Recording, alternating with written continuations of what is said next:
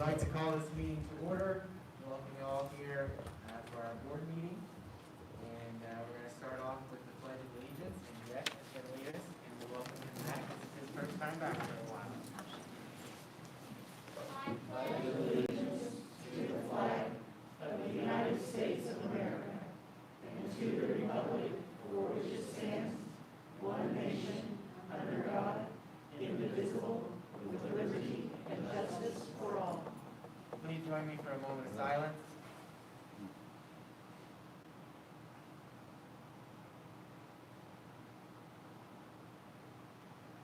Thank you.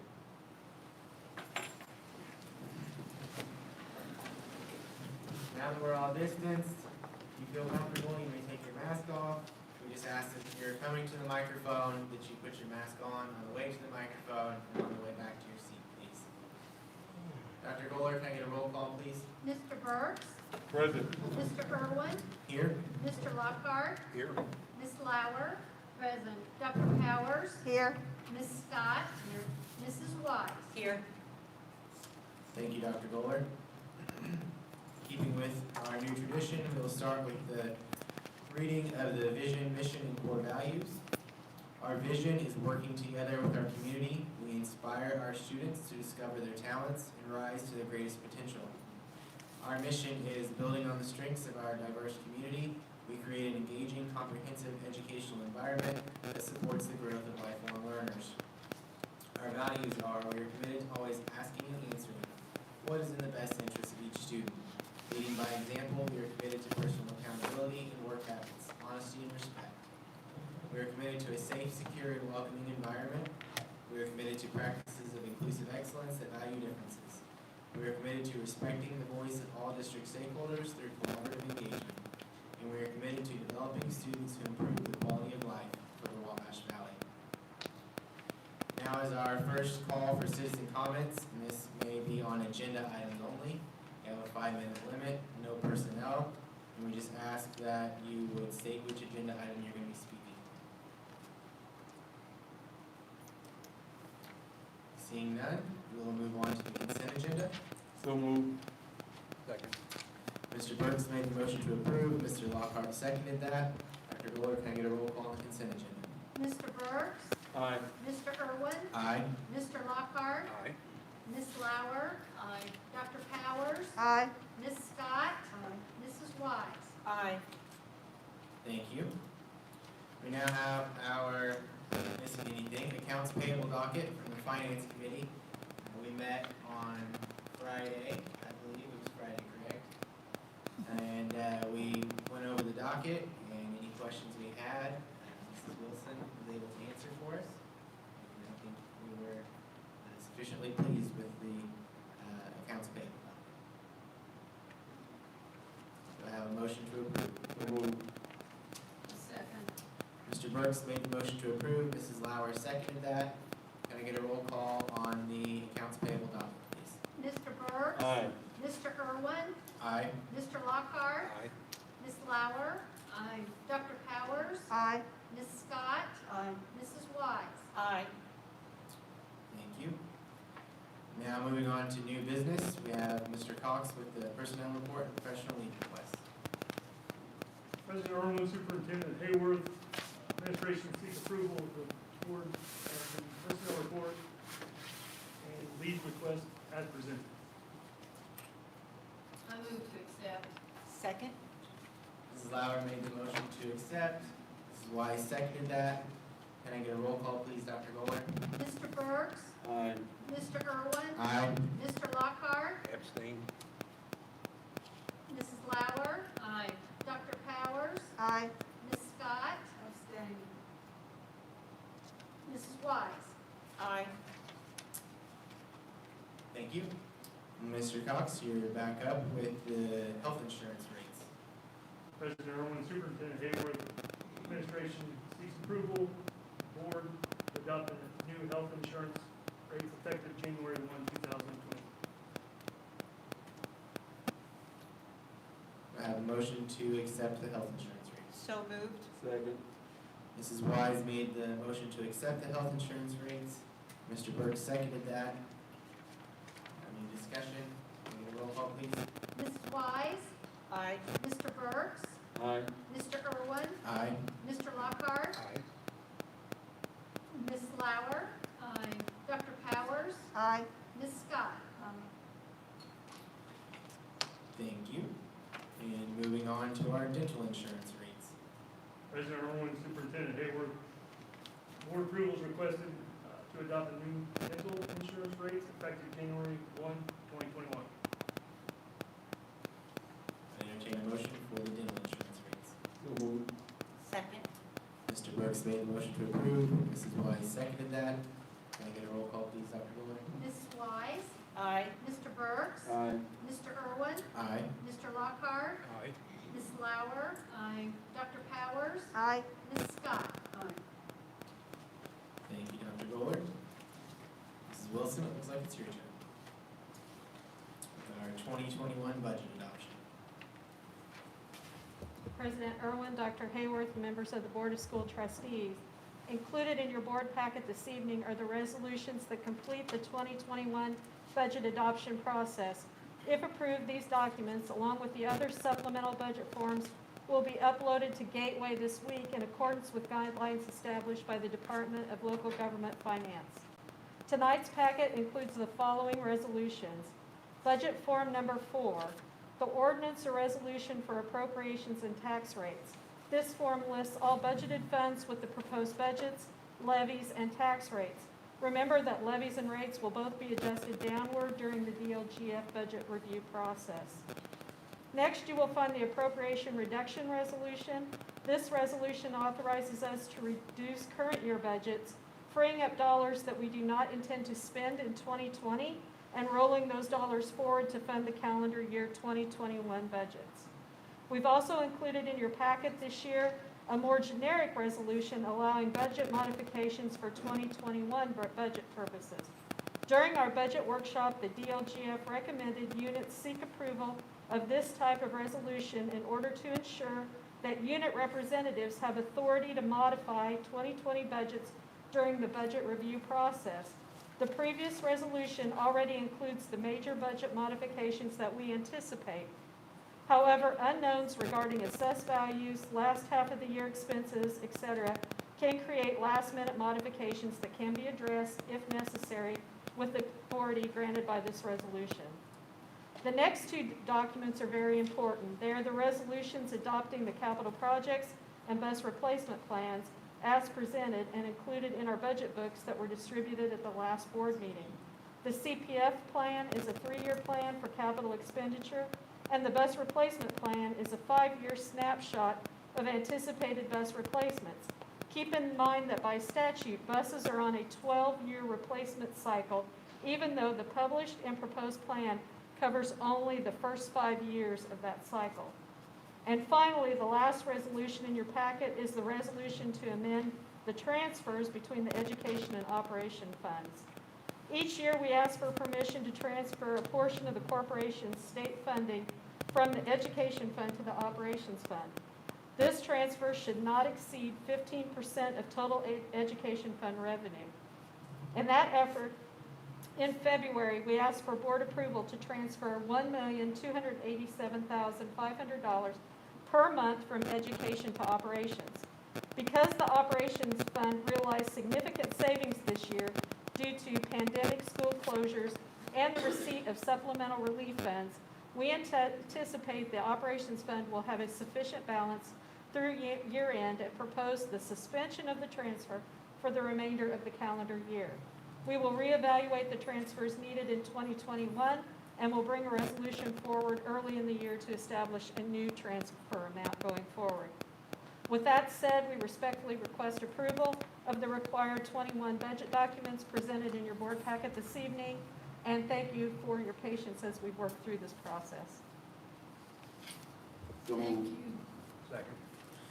Mr. Burks made a motion to approve the presented resolutions, and Mr. Lockhart seconded that. Before we vote, Mrs. Wilson, I would just like to thank you for your thorough presentation and information that you've given us prior to the board meeting. It's very much appreciated. Thank you. You're welcome. Ditto. Ditto. Yes. Dr. Goller, can we get a roll call on the presented resolutions, please? Mr. Burks? Aye. Mr. Irwin? Aye. Lockhart. Aye. Ms. Lauer. Aye. Dr. Powers. Aye. Ms. Scott. Mrs. Wise. Aye. Thank you, Dr. Goller. And Mrs. Wilson, you're up again with the music equipment bid recommendation. The administration has requested and was granted permission to solicit bids for music equipment at the September 14th meeting of the Board of School Trustees.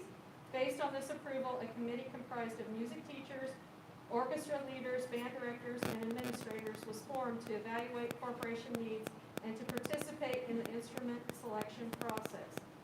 Based on the committee's review, the administration recommends the bid for music equipment be awarded to Pages Music for $483,745.65,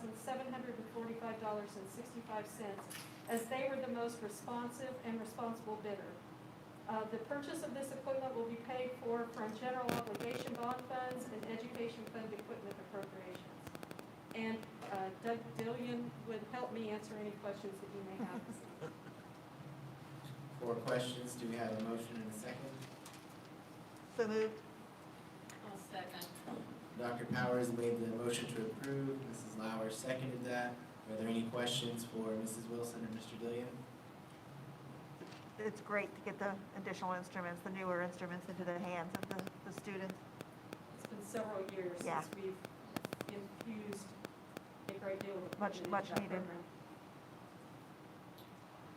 Seeing no more questions or comments, Dr. Goller, can we get a roll call, please? Mr. Burks. Aye. Mr. Irwin. Aye. Mr. Lockhart. Aye. Ms. Lauer. Aye. Dr. Powers. Aye. Ms. Scott. Aye. Mrs. Wise. Aye. Thank you, Dr. Goller. Mr. Dillion? With grants.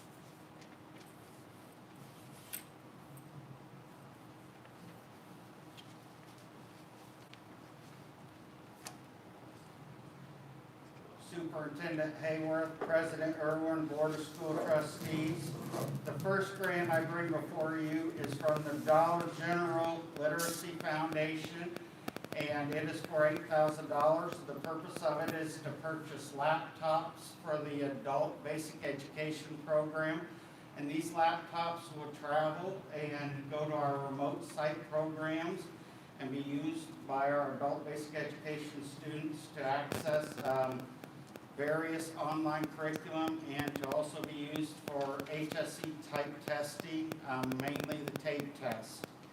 And the second grant that we were awarded was from the Gene Haas Foundation. If you're not sure who Gene Haas is, they make our computer numerical control machines in our machining labs. And we were awarded $6,000 per school that has a machining program for a total of $18,000. And this grant was awarded, it's kind of got a little extra pizzazz for our machining program, was awarded so we can give students incentive awards that go with the NIMS certifications. So when students earn like 4 NIMS certifications, we'll be able to present them precision measuring instruments in a wood case, higher quality ones, and we'll be able to laser the school logo and Gene Haas Foundation on the outside, and those will be their instruments to keep, and then they'll be able to use them to work toward their additional NIMS certifications, as well as we'll be able to give out a scholarship at each school to go on to machining, the machining career pathway after high school. So we're really excited about that, because anytime you can give away high dollar incentives to kids, there's going to be several $100s worth of precision measuring instruments that they'll be able to keep and help them with their career. So that was pretty cool for us. We're excited about that. Excellent. We'll have you wait right there in case there's any questions. And Dr. Hayworth, you can present your grant before we vote. Yeah, members of the board, administration is recommending approval of the Indiana Governor's Emergency Education Relief Grant as presented. And I would entertain a motion before questions for the grants. I just had one question about the Gene Haas Foundation grant. Is that just for this year? Is that ongoing? Is this the first time you've had is the first time we've received it. It will last through this school year into next school year, part of the year. It'll last through to 2022, and we'll be able to reapply again. Super. Very good. Thank you. Do I have a motion? So moved. Dr. Powers made the motion to approve, Ms. Scott seconded that. Are there any other questions for Mr. Dillion or Dr. Hayworth? Can we get a roll call, please, Dr. Goldberg? Mr. Burks? Aye. Mr. Irwin? Aye. Mr. Lockhart? Aye. Ms. Lauer? Aye. Dr. Powers? Aye. Ms. Scott? Mrs. Wise? Aye. Thank you, Dr. Goldberg. We've now come to our second call for citizen comments. This can be on anything related to our schools except personnel. We just ask that you keep your comments to 5 minutes, please, and we'd give you a 30-second warning. And please state your name for the record as well. My name is Heidi Way. Good evening. This is my daughter Addison. She's 7 years old and she goes to West Vigo. We had an issue where on the 6th she broke her arm on recess. There's a couple things I just want to remind you of. On the accident and illness policy, it does state that the parent or guardian should be contacted immediately. The child should be under the direct care of the principal or designee under the parent or guardian until the parent or guardian can be reached. There was many things that did not happen that day. My child sat at school since 11:09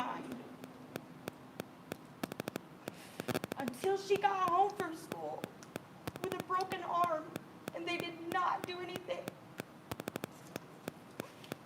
I don't believe that the policies and procedures initially were followed, and I thought that, maybe something needed changed. I get the policies and procedures today, and absolutely nothing was followed. The first thing they should have done was call me. They didn't do that. I believe that new training needs to be administered. When I was at work, this is the picture I got that said, I think we need to take her for an x-ray. You can tell clearly in this picture that my child's arm is crooked. This picture was taken at the doctor's office. You can clearly see there's an issue with her arm. She had a hoodie on, yes, but it also states in the policies and procedures that if a child is suspected injured, that number one, the parent should be called, and number two, they should be under somebody's direct care. She was under the care of her teacher. The principal had no idea what happened. She had ice put on her arm. She had her sleeve pulled up in class, and she was told to take her sleeve down to put that ice on. At that point, why was her arm not checked? The rest of the day, my child is not a whiny child.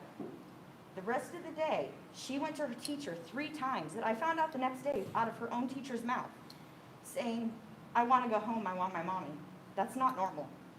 My child is not like that. Why did they not send her home? Why did they not call me? Why did they not call her father? Why did they not call her grandparents? Nothing was done. My child sat at school for almost 4 hours with a broken arm. And when my husband contacted someone, they told him, we only call when head injuries are suspected, or it's a visible or something, major. No, that's not the case. I did not hear you that first part when your husband called. They told him that if they call, it's because of a head injury or a serious injury that obviously is visible.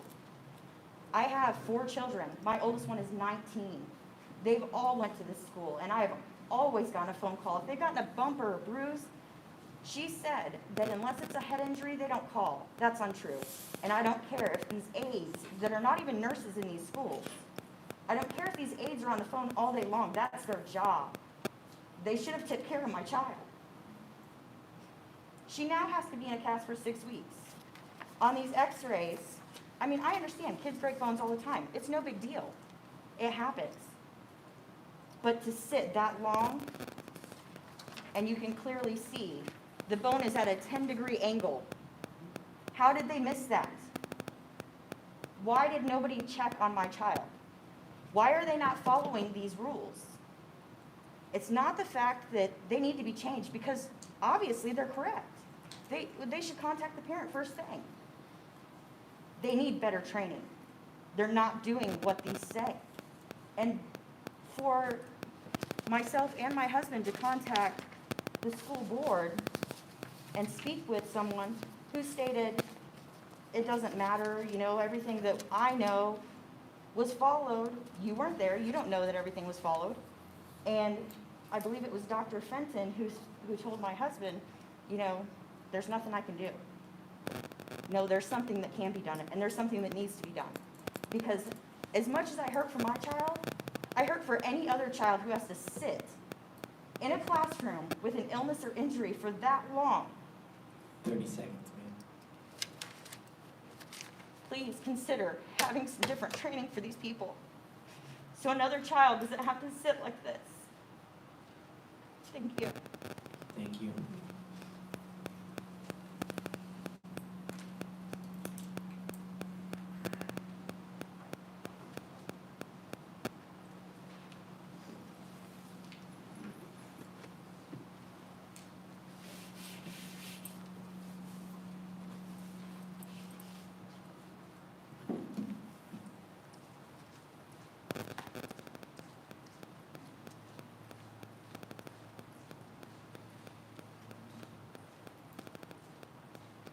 My name's Wendy Personette. I spoke at the podium at the last school board meeting about the Blue Lives Matter attire and flag at Terre Haute North.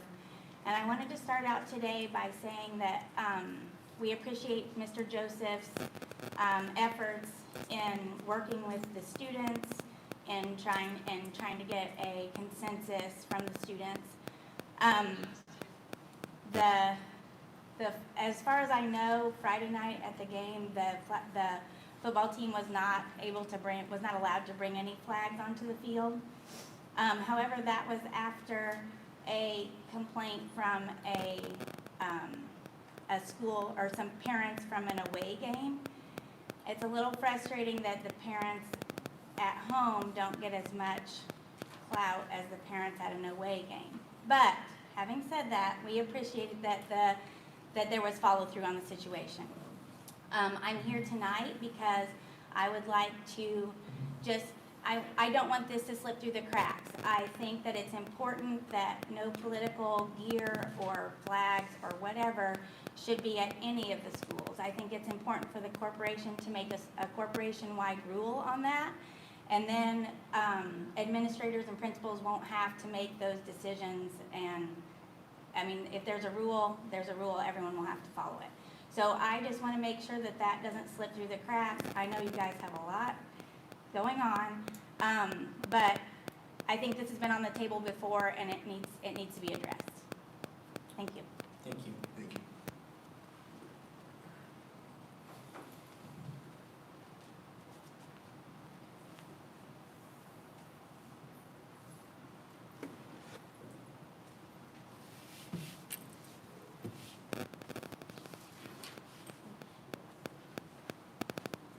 Hello, my name is Samantha. I have several points that I would like to make this evening. The majority of them will be regarding the hybrid program. Let me start by saying what a wonderful job my daughter's math teacher has done since the first week of school. He has provided real-time instruction and interacts with the hybrid students on a daily basis. Her orchestra teacher has also done a great job and made herself available for Google Meets after school hours. It was our initial understanding when agreeing to the hybrid program that her daughter would receive the same instruction as those students in the brick-and-mortar classroom. With a few exceptions, this is not what has happened. We have had several issues with the hybrid program and have tried communicating them with teachers and administration with no success. Administration simply says they do not have the training or the education to properly deliver the hybrid program. That cannot be entirely true, as demonstrated by her math teacher. When this has been brought up with administration, it is stated that they cannot force their educators to live stream education to hybrid students. The use of the word force is confusing to me. Are they being forced to provide education to the students in the brick-and-mortar classroom as well? I feel from the start of the hybrid program, at least as far as my daughter's experience goes, that she has been discriminated against and not provided with the same education as her classmates and friends in the brick-and-mortar classroom. VCSC has a non-discrimination policy. I'm not sure why this doesn't continue on with the education delivery system in the county. This brings me to my next issue, which is with one particular teacher and my daughter. The issue lays truly with the teacher in the hybrid program. Initially, I tried several times to communicate with the English teacher. When she finally reached out to me after my daughter had a 40% in her class, her responses were inadequate to say the least. The teacher has not provided any instruction at all and does not provide feedback on an assignment until instructed to by administration. On a second occasion, when I asked to see my daughter's graded work, she instead emailed me handwritten responses, I'm assuming in her handwriting, on a sheet of paper versus the worksheets my daughter turned in. She also accused my daughter of cheating on a quiz, as well as the assistant principal did. The quiz was on Canvas and was a timed quiz for 17 minutes. According to Canvas, my daughter spent 17 minutes on the quiz and failed to answer a single question.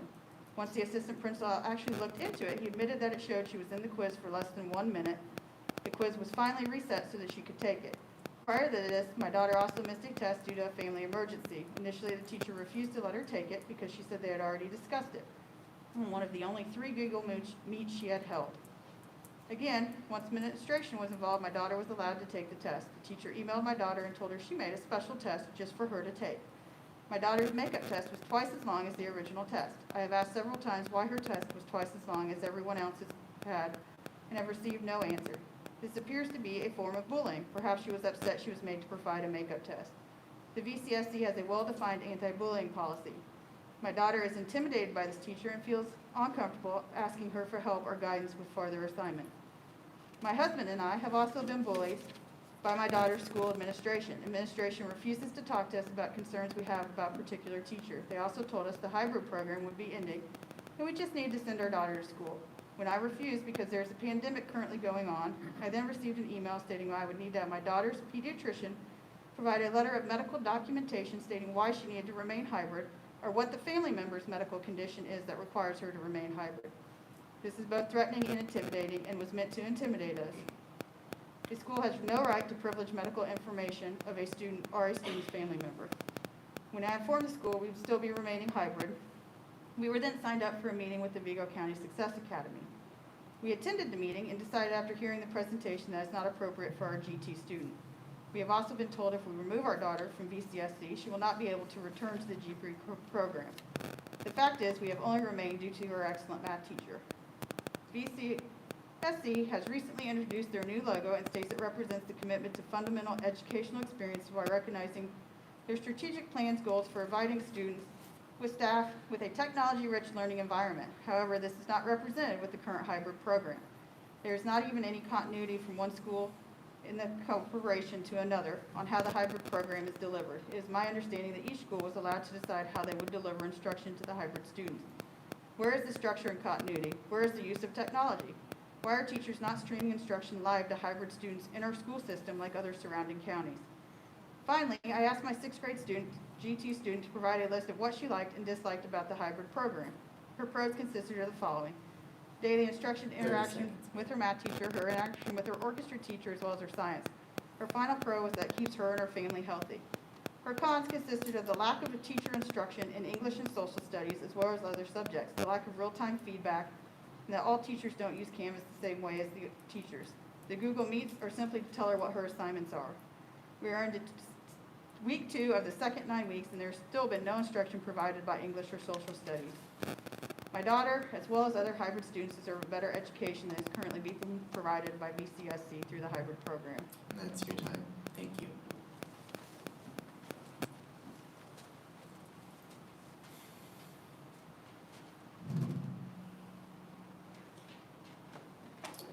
Any others this evening?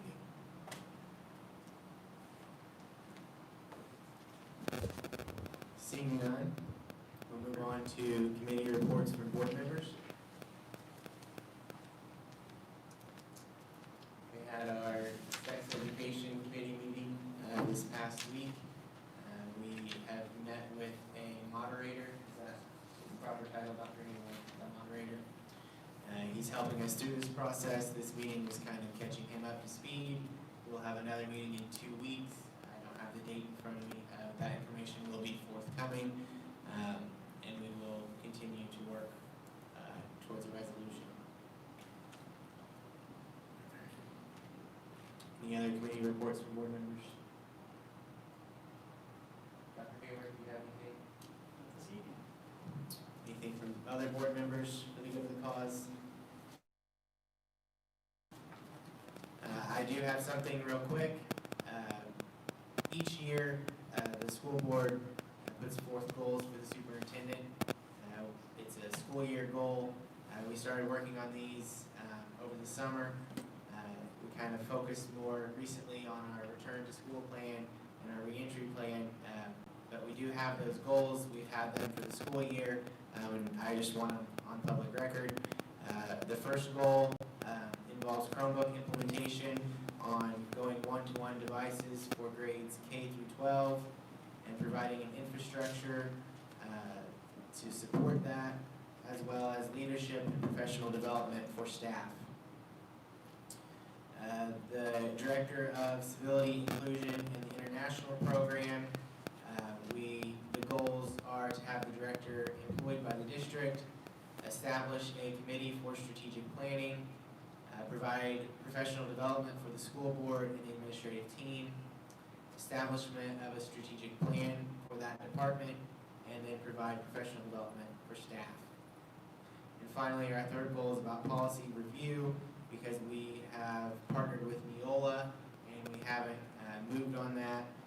So we need a review process for the Neola policies, and we would like sections 00 through 9000 covered as a part of the board's goals for the superintendent. Hey, I did think of something, if you'll indulge me. Yeah, no problem. I just wanted to make sure and thank the parents that spoke. We're a better corporation when we have people that are involved, and I know it can be very difficult situations. Thank you so much, all of you, for speaking, and the others who attended. I really appreciate it, and I know the rest of the board and the career does too. Absolutely. Thank I'd you. also like to say that today was the first day that our high schoolers joined us for a 5-day in class, and we're all keeping our fingers crossed. I think that will be as successful for the high schoolers as it has been for our elementary and middle school. So I think we keep saying this same mantra, but social distancing and masking and washing your hands and just being cautious and careful, and because COVID-19 is still there.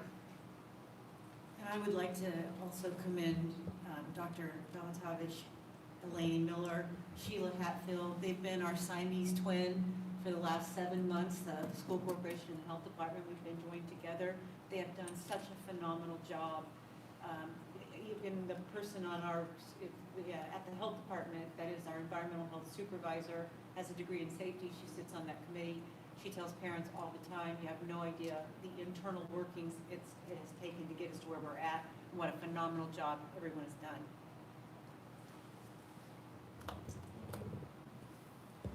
Anything else for the good of the cause? I'd like to make the note that our next meeting is November the 2nd, and we're taking a pause from being here because this will be used as a polling location. So we'll be back at the administrative building in the boardroom. It's a little small. I'm sure we'll have a plan in place for that, for the distancing. But then after that, on the November the 16th, we'll be back here once this is no longer a polling place. So next meeting, November 2nd, in the admin building.